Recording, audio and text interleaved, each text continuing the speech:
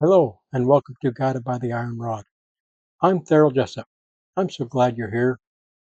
If you haven't already, please subscribe and click the bell if you want to be notified of future episodes in this series. Today begins a sobering journey, a series called The Siege. This is part 1, Introduction and Prophetic Warnings. This isn't just a historical study, it's the story of a nation that turned from its God and the tragic fulfillment of the promises made long ago. Before we begin, take a moment and ask our Heavenly Father to soften your heart, open your mind, and quicken your understanding.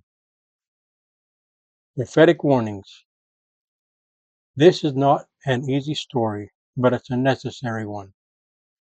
Picture this. The people of Israel, after 40 years in the wilderness, stand on the edge of the promised land. Moses, their aging prophet, gathers them. But instead of celebration, he gives them a warning, a covenant. If you will walk with your God, Moses tells them, you will be blessed above all nations. But then the tone changes, and the blessings turn to curses, severe curses. And then comes the most chilling part, the future that would haunt Israel for centuries. And thou shalt eat the fruit of thine own body, the flesh of thy sons and thy daughters in the siege. Deuteronomy 28:53. Moses wasn't exaggerating. He wasn't being poetic. He was warning them of what covenant disloyalty would lead to, not might, but would.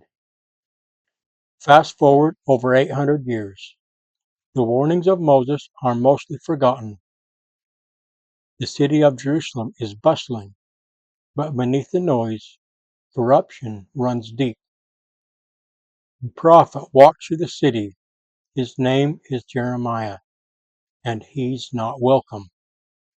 He takes a clay pot, walks out to the valley of Hinnom, the place where children are being sacrificed to Baal, and he speaks the word of the Lord. I will bring evil upon this place. They will eat the flesh of their sons and daughters, and everyone the flesh of his friend in the siege. Can you imagine the looks on the people's faces? Some laughed, some scoffed, others seethed in anger, but very few listened. He shatters the clay pot, just as God would shatter the city, and walks away, leaving the broken vessel as a symbol of their broken future. Do you see the connection? This wasn't a random punishment. This was the justice of God, fulfilling the very terms Israel had once accepted. They had turned from the Lord, sacrificed their children to idols, ignored the prophets, and hardened their hearts.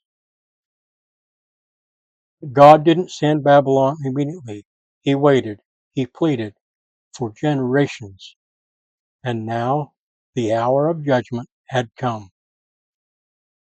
Conclusion, a warning for our day. Moses warned them. Jeremiah reminded them. And history fulfilled it with terrifying precision. This is just the beginning of the story. In part 2, we will walk into the gates of Jerusalem under siege by Babylon, where famine drives men to desperation and the city begins to unravel. But let this part 1 stand as a warning for us too. God is patient, but his justice is not idle. The covenant is still sacred, and so is his mercy for all who return to him. In the name of Jesus Christ, amen.